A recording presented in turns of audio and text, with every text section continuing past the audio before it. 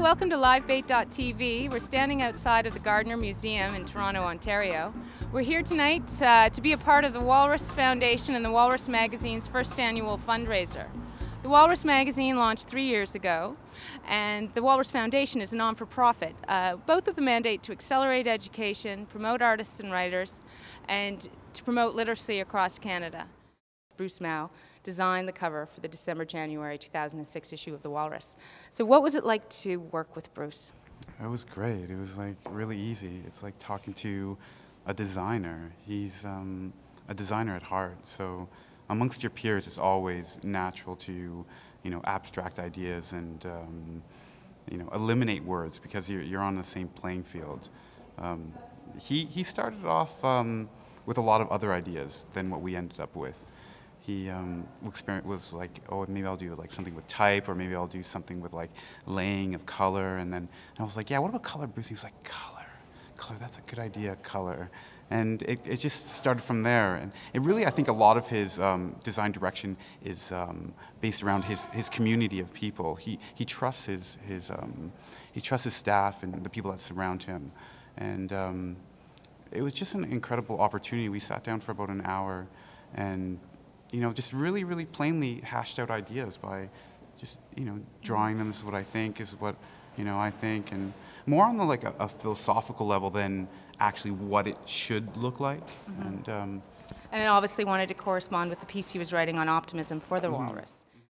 Bruce Mao is by any standard a spectacular optimist. He is the driving force behind massive change, the future of global design. An enormous multi-venue exhibition on the intersection of design, technology, culture, science, and civilization. He promoted therein the airy notion that design can substantially improve the world, and came to the conclusion, he says, that the present time is, quote, probably the best time in human history to be alive.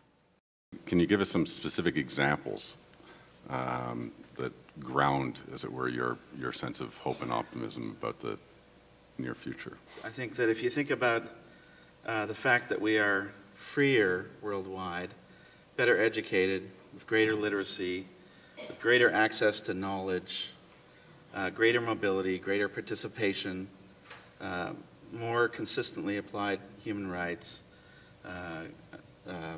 wealthier, healthier, living longer than at any other time in human history, it seems to me that it's a pretty compelling case for optimism. Now, I think that runs in the face of a culture that, a communication culture that is really focused on crisis and conflict, and that pushes that crisis and conflict into our lives in ways that we have very little, very few mechanisms or methods to actually push it back. What sorts of things should we be doing to avoid the kind of apocalyptic scenarios that are being presented us by, I'm not disagreeing with you, a quite negative media? Mm-hmm. The significant change, I think, in society in the last 100 years is that we've gone from,